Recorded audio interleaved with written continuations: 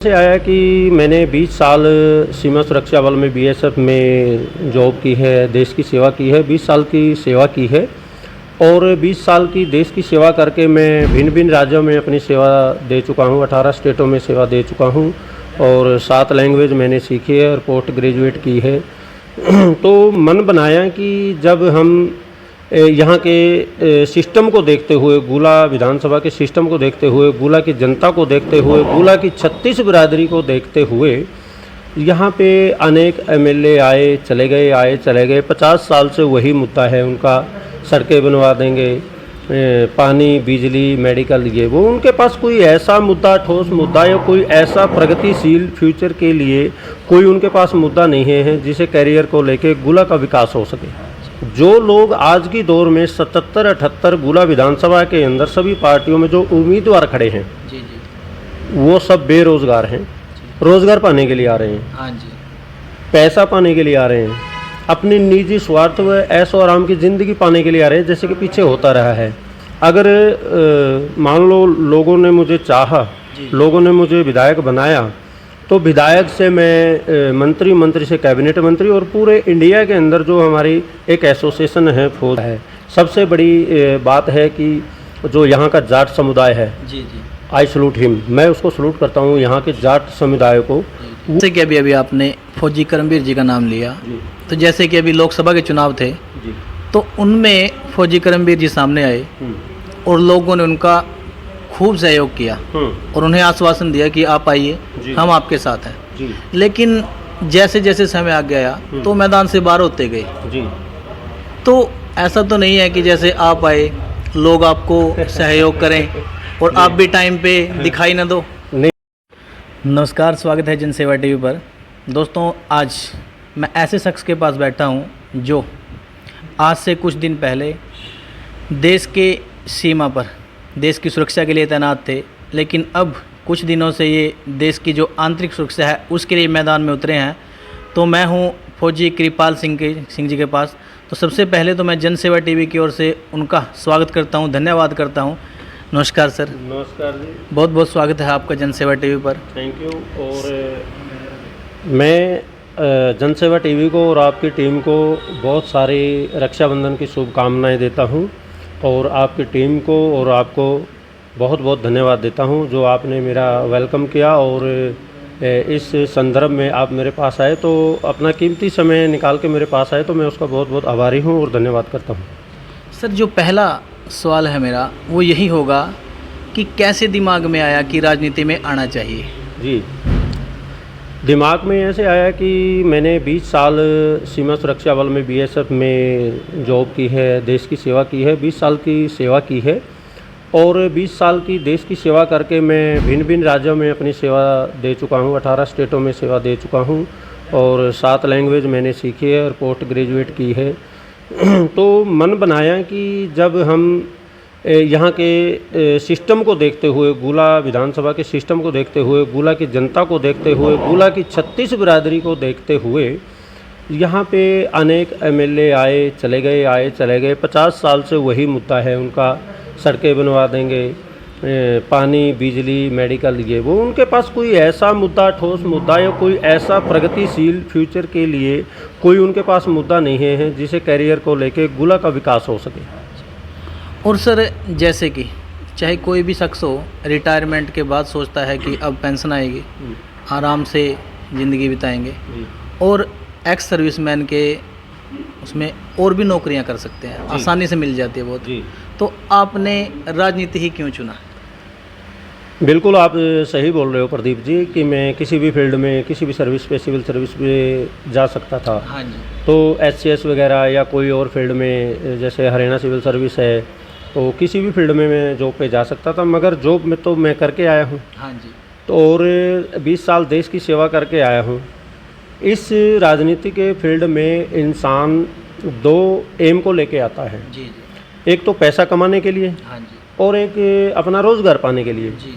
जो लोग आज की दौर में 77-78 गुला विधानसभा के अंदर सभी पार्टियों में जो उम्मीदवार खड़े हैं, जी जी, वो सब बेरोज़गार हैं, रोज़गार पाने के लिए आ रहे हैं, हाँ जी, पैसा पाने के लिए आ रहे हैं, अपनी निजी स्वार्थ व ऐशो आराम की ज़िंदगी पाने के लिए आ रहे हैं, जैसे कि पीछे होता रहा है। तो 20 साल में जॉब करके आया हूँ और सेवा करके आया हूँ, देश की रोज़गार भी पा के आया हूँ और रोज़गार से सेवानिवृत्ति होके आया हूँ अपनी इच्छा से। तो पैसा मैंने 20 साल कमाया और रोज़गार भी करके आया। तो मेरी समाज सेवा करने की इच्छा है। हम क्यों किसी के नीचे रहे, उनके पीछे पीछे चलते रहें? क्यों ना मैं भी एक मन बनाऊं अपने गुला विधानसभा से और लोगों को अपने नए विज़न के साथ, नए तरीक़ों के साथ, नई पॉलिसी के साथ इस गुला का विकास कर सकूं। इस मकसद से आया हूं मैं यहाँ। 36 बिरादरी के तकमे को मैं साथ में लेके चलता हूं, किसी इंडिविजुअल एक को नहीं। मैं देखो पूरे देश के जितने भी स्टेट है सभी कल्चरों से अटैचमेंट हूँ, क्योंकि मैं सभी के साथ रहा हूँ और अभी सभी धर्मों के साथ रहा हूँ। हिंदू, मुस्लिम, सिख, ईसाई, जैन, बुद्ध, यहूदी, जितने भी धर्म हैं फौज में सब भर्ती होते हैं फौज में। और यहाँ पे जाति मजहब का हमारे अंदर नहीं है। तो मैं एक सेंट्रली और पूरे इंडिया लेवल पे सोच के चलूँगा। अगर मान लो लोगों ने मुझे चाहा, लोगों ने मुझे विधायक बनाया, तो विधायक से मैं मंत्री, मंत्री से कैबिनेट मंत्री और पूरे इंडिया के अंदर जो हमारी एक एसोसिएशन है फौज की है, जैसे गुला विधानसभा गुला क्षेत्र के अंदर हमारी एक भूतपूर्व सैनिक एसोसिएशन है, वेलफेयर एसोसिएशन है सैनिकों की, उसके हमारे प्रधान सूबेदार अवतार सिंह जी है यहाँ के, और कैथल के जगजीत जी हैं। तो और हरियाणा लेवल पे हमारे फौजी करमवीर जी है। तो मैं पूरे देश को लेके एक साथ, सभी जाति, धर्म, मजहब को सभी एक साथ लेके चल रहा हूँ। और हरियाणा में जितने भी है हमारे एसोसिएशन है, गुला में एसोसिएशन है, सब मेरे साथ हैं और सबका मुझे सहयोग मिल रहा है। 36 बिरादरी का सहयोग मिल रहा है। सबसे बड़ी बात है कि जो यहाँ का जाट समुदाय है, आई सलूट हिम, मैं उसको सलूट करता हूँ यहाँ के जाट समुदाय को। वो एक जाट समुदाय ऐसा समुदाय है जिसने देश के अंदर बहुत सारी कुर्बानियाँ दी, बहुत सारी उन्होंने अपने प्राणों की आहुति भी दी, चाहे वो फौज के माध्यम से हो, देश सेवा में हो, और जैसे कि किसानों का आंदोलन हो, उसमें जाट समुदाय था। तो उसमें क्या है कि मैं जवान हूँ और किसान के साथ में जुड़ा हूँ। जय जवान जय किसान का मेरा नारा रहेगा और मैं सभी 36 बिरादरी को, सभी को एक साथ लेके चल रहा हूँ। और सर, जैसे कि अभी आपने फौजी करमवीर जी का नाम लिया, तो जैसे कि अभी लोकसभा के चुनाव थे, तो उनमें फौजी करमवीर जी सामने आए और लोगों ने उनका खूब सहयोग किया और उन्हें आश्वासन दिया कि आप आइए, हम आपके साथ हैं। लेकिन जैसे जैसे समय आ गया तो मैदान से बाहर होते गए। तो ऐसा तो नहीं है कि जैसे आप आए लोग आपको सहयोग करें और आप भी टाइम पे दिखाई ना दो? नहीं, ऐसा कुछ नहीं है। देखो प्रदीप जी, आपकी जानकारी के लिए बता दूं, फौजी करमवीर सिंह जी और हमारी एसोसिएशन ने, कैथल की ने, गुला की ने, पूरी एसोसिएशन ने, जितने फौजी रिटायरमेंट है उसकी फैमिली है, तो उन्होंने अपना समर्थन दिया था अभय चौटाला जी को, एनएलओ को। तो एनएलओ पार्टी ने आश्वासन दिया था कि फौजी साहब कि जितने भी आपके एसोसिएशन है, रिटायरमेंट फौजी है, जो भी उनके मुद्दे होंगे, जो कठिनाई परेशानियां होगी, हम दूर करेंगे। तो बैड लक नहीं बने वो, तो अभी बैड लक नहीं होगा, अभी बैड लक नहीं होगा, क्योंकि गुला की जनता का लोकल हूँ मैं यहाँ से, और 110-12 गांव हैं यहाँ पे, 17 वार्ड हैं यहाँ पे। हमारे पंजाब बॉर्डर की जो सीमा लगती है उससे 27-28 हमारे गांव लगते हैं। जो कहीं से शुरू कर लो, रत्ता खेड़ा से शुरू कर लो, रत्ता खेड़ा, आंधड़ी, खरका, चमादा, उरलाना, तो ये बॉर्डर क्रॉस करते हुए जैसे बैर साहब हो गया और इधर अपने हो गए मंजेड़ी हो गया। तो 27-28 गाँव का एरिया को समझते हुए और यहाँ की आवाम 36 बिरादरी को समझते हुए उनका प्यार मेरे साथ है, सहयोग मेरे साथ है। तो मैं एक विज़न को लेके चलूँगा, कुछ अलग से गुला विधानसभा के अंदर मैं कुछ नया करना चाहता हूँ, अगर जनता ने मेरा साथ दिया। फौजी साहब, आप किसी एक पार्टी को सपोर्ट कर रहे हो या कोई पार्टी आपको टिकट देगी उसी के साथ आप चलोगे? ये राजनीति स्टंट होते हैं। और वो कहते हैं ना कि 2 फील्ड होते हैं।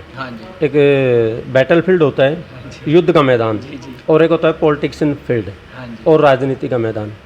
जो बैटलफील्ड होता है वो होता है रक्तपात होता है उसमें, हाँ जी, या तो मार देंगे या मर जाएंगे। मर जाएंगे। ठीक है जी। जी जी, राजनीति में कुछ उल्टा होता है, पैसा बहाया जाता है, हाँ जी, लोगों का मान सम्मान बहाया जाता है, लोगों के जो नेचर है, जो उनकी प्रतिष्ठाएं हैं, जो उनका मान सम्मान है, उनके अकॉर्डिंग उनको मतलब कहने का मेरा ये है कि उनके मान सम्मान को गिराया जाता है। जी एक पार्टी दूसरी पार्टी को मान सम्मान गिरा रही है, एक कैंडिडेट दूसरे कैंडिडेट को मान सम्मान गिरा रही है। मेरा ऐसा ध्येय नहीं है।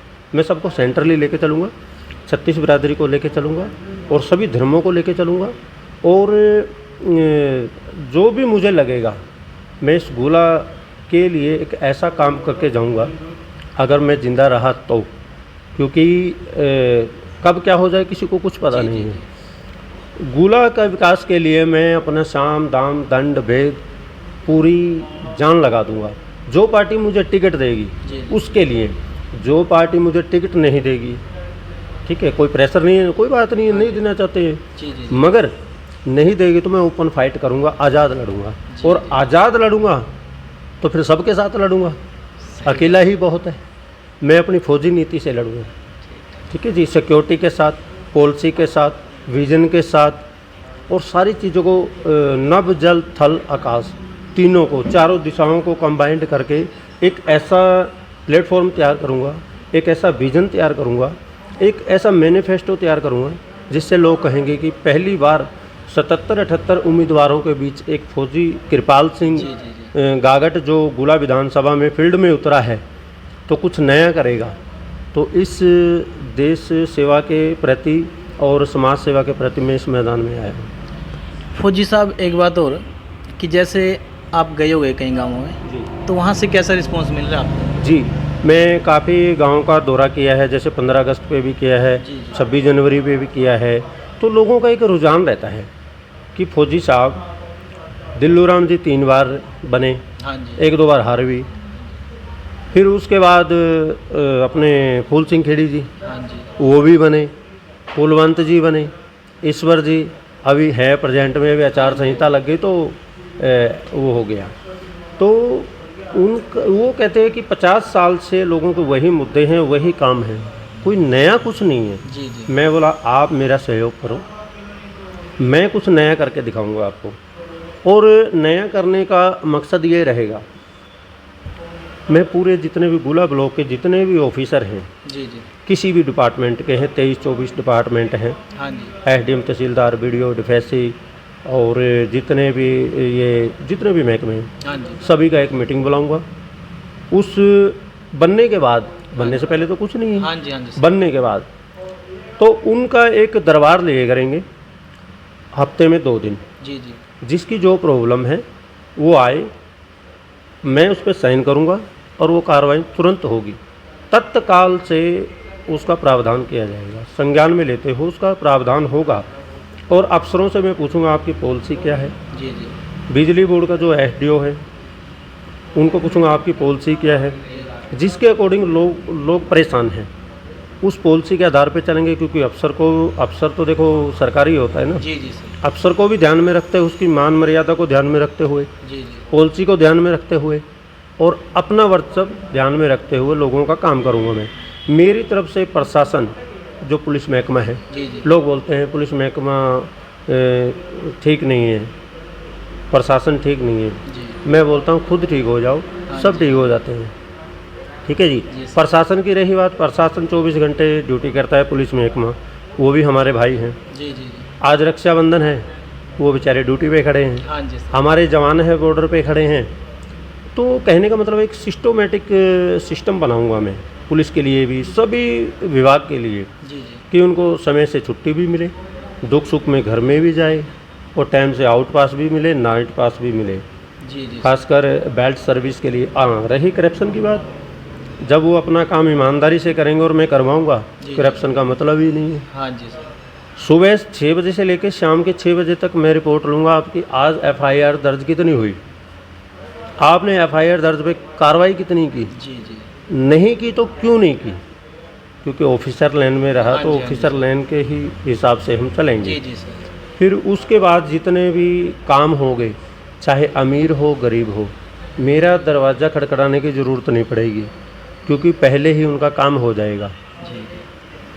और फौजी साहब, जैसे अभी आपने कुछ विभागों की बात की, जैसे हम यहाँ पर गुला ब्लॉक में बिजली विभाग की बात कर लें या बीडीपीओ दफ्तर में बात कर लें, जी। यहाँ पर लगभग लोगों की ये समस्या रहती है कि यहाँ पर जो कर्मचारी हैं वो अपनी सीटों पे नहीं मिलते हैं। ओके। तो ये कोई पार्टी सही कर सकती है या कोई सॉलिड आदमी जो विधायक बन जाए वो सही कर सकता है? बिल्कुल प्रदीप जी, आपने सही कहा। जी। जैसे काफ़ी विभाग हैं तो वहाँ के कर्मचारी होते हैं जो टाइम से नहीं पहुँचते, एब्सेंट रहते हैं। तो जैसे आपने बिजली विभाग का उदाहरण देता हूँ मैं। जी। बिजली विभाग का अगर मैं भविष्य में विधायक बना तो मैं सारे जितने भी डिपार्टमेंट हैं उनका एक डिजिटल फिंगरप्रिंट बनाऊंगा, थंब प्रिंट बनाऊंगा, फेस लॉक बनाऊंगा और एक रजिस्टर लगेगा। जी। ठीक है जी। उसके हिसाब से जैसे डोर पे वो आया, ऑफिस के डोर पे आया, उसकी फ़ोटो, उसका बायोडाटा, उसकी डेट, सिग्नेचर ऑटोमेटिक डिजिटल में चले जाएंगे। हमें पता लग जाएगा कि ये बंदा आज ड्यूटी पे है या एब्सेंट है। सारे विभागों में यही रहेगा और बिल्कुल इससे कोई बच नहीं पाएगा।